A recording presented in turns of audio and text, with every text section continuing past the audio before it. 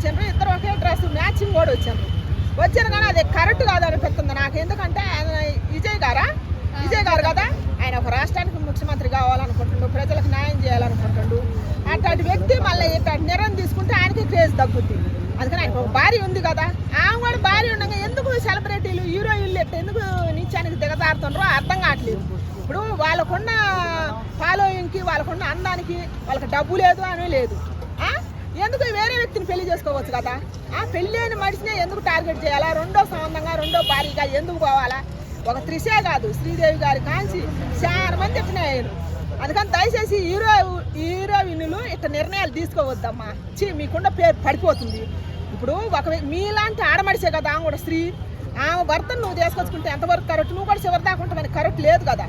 అందుకని దయచేసి అట్లా నిర్ణయం తీసుకోవద్దు హీరోయిన్లు.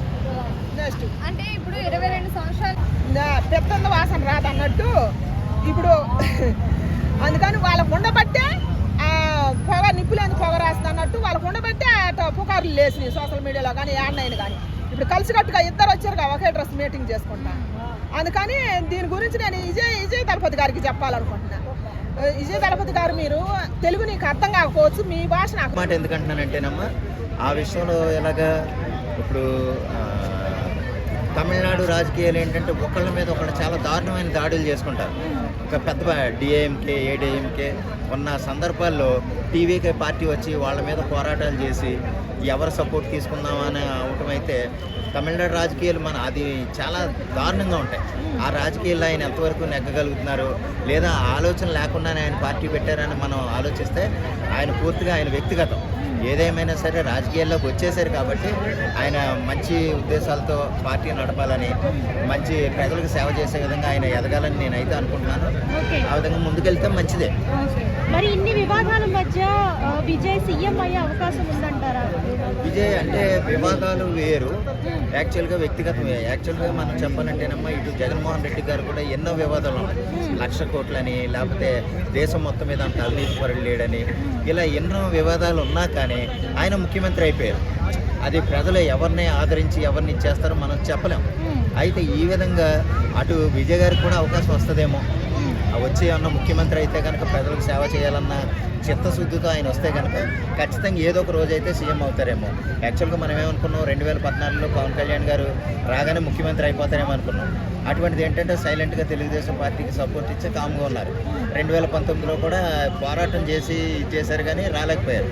అదే 2024లో కూటమి ప్రభుత్వంతో వచ్చి ఒక డిప్యూటీ సీఎంగా ఒక అధికారికమైన పదవిని అయితే పొందగలిగారు. ఆ విధంగా అటు తమిళనాడులో కూడా విజయ్ గారు కూడా ఏమన్నా మంచి స్థానం దక్కి ముఖ్యమంత్రి అయ్యి ప్రజలకు సేవ చేస్తారేమో చూద్దామమ్మా. రానున్న రాజకీయాలు మనం ఏది చెప్పలేం. అంటే ఎప్పుడు గెలుస్తారో ఎప్పుడు ఓడిపోతారో. ఇప్పుడు మొన్న 175 సీట్స్ మాయ అనేసి జగన్మోహన్ రెడ్డి గారు అన్నారు, కానీ ఏంటంటే 11 సీట్లే వచ్చినాయి. అలాగే అంతకుముందు ఏదో పోరాటం చేసినా కానీ 150 సీట్లతో ముఖ్యమంత్రి అయిపోయారు. ఏదేమైనా ప్రజలు ఏ విధంగా స్టాండ్ తీసుకుని గెలిపిస్తారు లేదా ఎవరిని అందరం ఎక్కించి కూర్చోబెడతారు అనేది మనం చెప్పలేం. ఆ విధంగా ఏదైనా సరే మంచి స్థానంలో ఉండి ప్రజలకు సేవ చేస్తే, మంచి ఉద్దేశంతో వస్తే కనుక మంచిదని నేను కోరుకుంటున్నాను. చేస్తారా లేకుంటే డబ్బు అహంకారంతో పనిచేస్తారో అర్థం కాదు. అంటే కొంచెం స్టార్డమ్ రాగానే డబ్బులు కనిపిస్తాయి, మంచిగా మంచి హీరోయిన్స్ యాక్టర్స్ కనిపిస్తారు. చలో నేను ఎవరంటే అది అంటే మ్యారేజ్ ఎందుకు చేసుకోవడం? తెలుగు రాష్ట్రాల్లో చూడండి, ప్రభాస్ అసంటోడు మ్యారేజ్ చేసుకోకుండా, అవునా? అలా మంచిగా ఉండండి. ఏమో రోగాల పెద్ద స్టార్డమ్ ఉన్న హీరో, అవునా? ఫ్యామిలీ పరంగా మంచిగా ఉన్నాడు. ఇప్పుడు మీరు పాలిటిక్స్లో ఎంట్రీ ఇస్తున్నారు. పవన్ కళ్యాణ్ గారికి రాలేవా అండి అంతా విమర్శలు?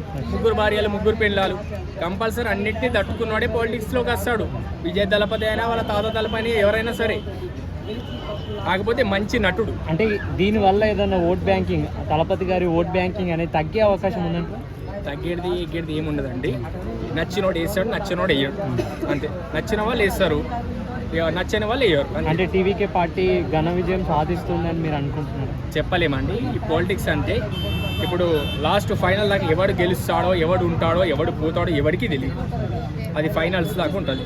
అండ్ ఇంకొకటి ఏంటంటే గతంలో త్రిష గారు నాకు పాలిటిక్స్ లోకి ఎంట్రీ ఇవ్వాలని ఉంది అని చెప్పేసి చెప్పారు. అది ఇప్పుడు అందరికీ గుర్తొచ్చి మాట్లాడుతున్నారు. టీవీకే పార్టీలో చేరబోతున్నారు. అవునండి, ఇప్పుడు విజయ్ గారు ఒక సీఎం అయ్యారు అనుకో, త్రిష గారికి మినిస్టర్ ఇస్తారు, ఇంకేంది ఇక మొత్తం దింగానే ఉంటుంది.